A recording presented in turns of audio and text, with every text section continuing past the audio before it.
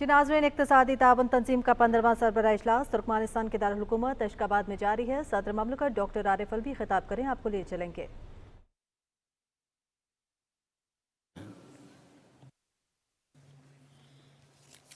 Bismillahirrahmanirrahim.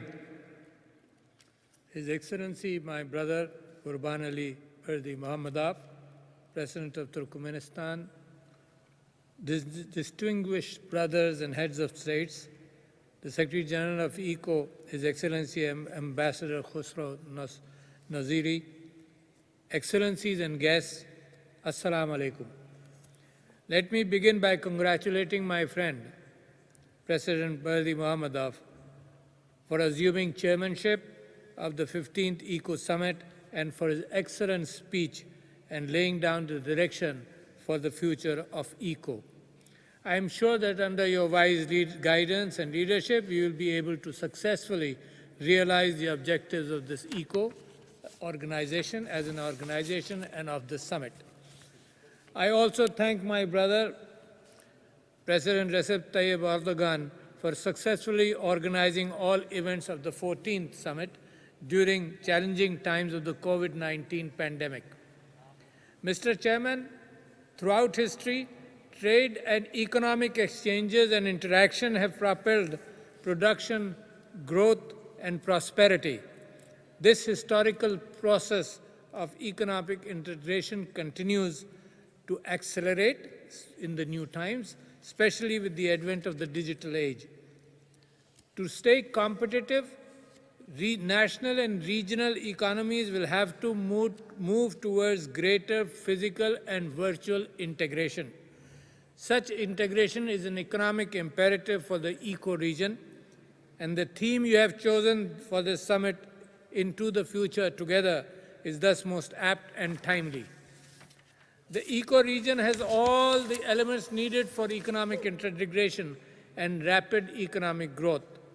It has rich resources, it has enterprising people, it has geographical contiguity and a common culture, it has a common heritage, and it has a common religion.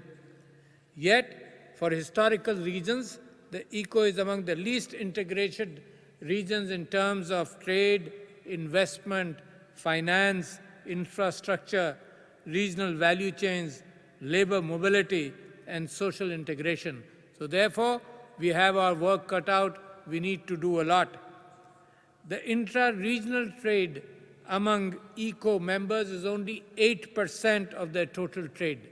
And if you compare this throughout the world with other regions, we will be surprised by how much trade can be enhanced by better integration. Unlocking the potential for regional integration will provide significant impetus to growth and development in all ECO member states. We must ensure implementation of the objectives agreed upon in the ECO Vision 2025 and the Islamabad Declaration adopted at our 13th summit. Free preferential trade agreement within ECO, strengthening of regional institutions such as the ECO Trade and Development Bank, and the operationalization of the ECO Reinsurance Company, so that we should be independent of other markets. Integration is connectivity. And ladies and gentlemen, connectivity today means much more than the road infrastructure, the railway infrastructure, the ability to transport goods through planes and the seafares, but the ability to transport intellectual know-how, the intellectual resources through the air. And that is where a virtual connectivity between ECO countries, within ECO countries, is going to lead us through into the new era. We should strongly advance the transport corridors, which the ECO has planned under Transit Transport Framework Agreement, TTFA. I welcome the operationalization of the Islamabad, Tehran, Istanbul, ITI road corridor. The key to connectivity is peace in Afghanistan. We have all mentioned that today. And after 40 years of war, which has ended in Afghanistan, there is emerging humanitarian crisis. and the specter of economic collapse looms large because of winters coming in and the increasingly deepening liquidity crisis with the freezing of their assets. It threatens a financial and banking collapse. It threatens to bring chaos back into Afghanistan. And I believe strongly it is upon the Muslim Ummah to play its role in trying to guide Afghanistan into an era of peace and prosperity, because the prosperity in peace in Afghanistan is essential for peace and prosperity for the entire eco-region. We must all join in preventing such a disaster which is looming, which could revive chaos and conflict. But besides humanitarian assistance, we must render help to the Afghan people in the key sectors of health and education. Excellencies, we must come together to promote economic stability and sustainability of Afghanistan after 40 years of misery, war, killings, bloodshed, and total destruction of their infrastructure. We have all witnessed the negative impact of unilateral coercive sanctions in our region. Freezing of assets and banking restrictions worsen the human suffering and entail serious implications for regional peace, security and prosperity.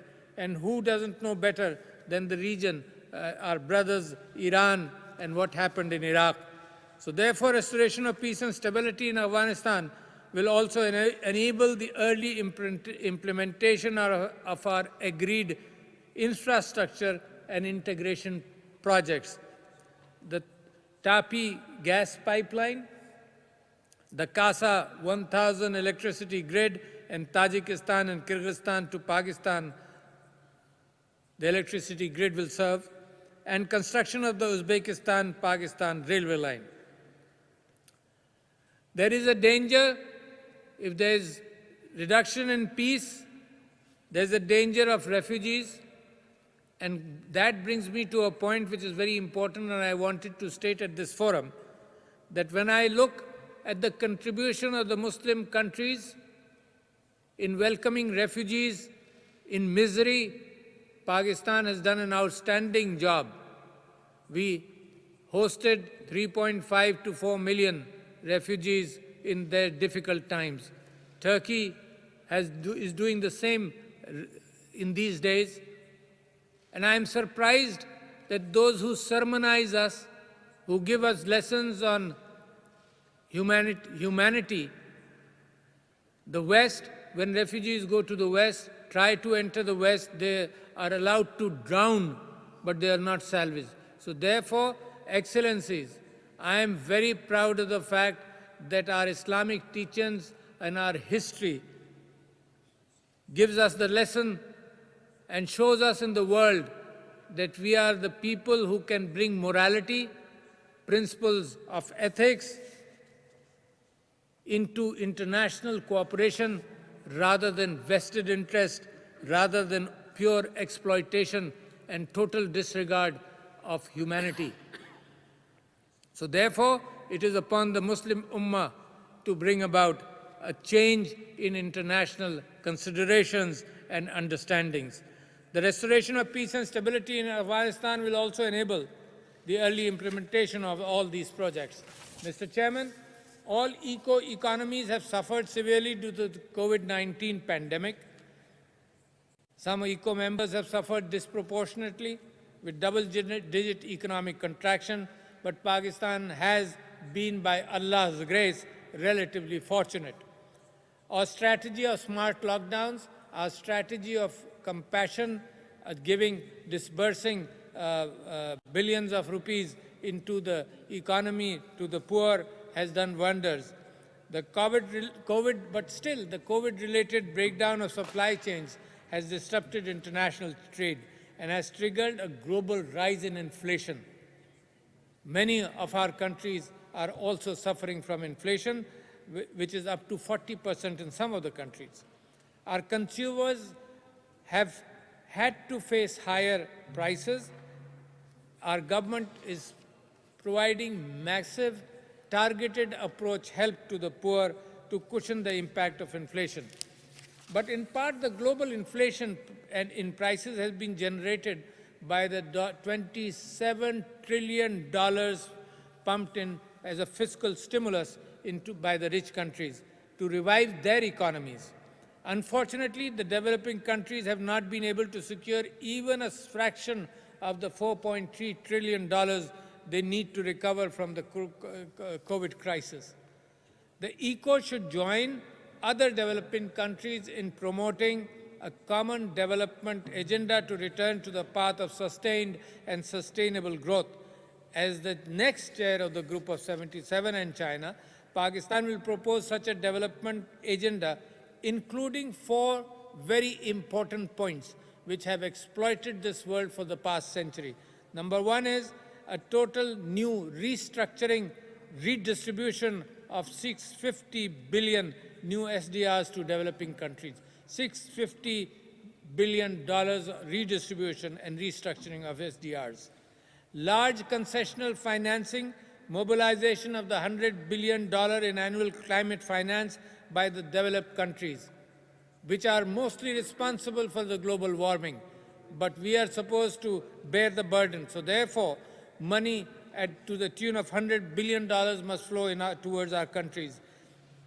And 3, ending the billions in illicit financial flows from the poor countries towards the developed economies, which happened throughout the last century and which has impoverished us over the last decades.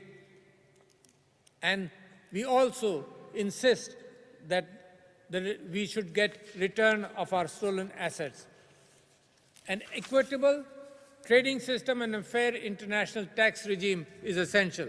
Mr. Chairman, the ECO member states are all Islamic countries and members of the Organization of the Islamic Cooperation, and we look forward to your participation in the next OIC Foreign Ministers Conference in Islamabad on 23rd March next year, when Pakistan also celebrates 75 years of its independence. The ECO must also contribute to realizing our critical objectives. We must all work to reverse the rising tide of Islamophobia, which is rising anti-Muslim hate in Europe, in North America, and South Asia. There is legislation which is going on, which is entrenching Islamic hatred into the laws of countries. I would like to take this opportunity to again congratulate my friend President Aliyev on the recovery of Azerbaijan's territories from foreign occupation, and I appreciate his detailed input regarding what has happened.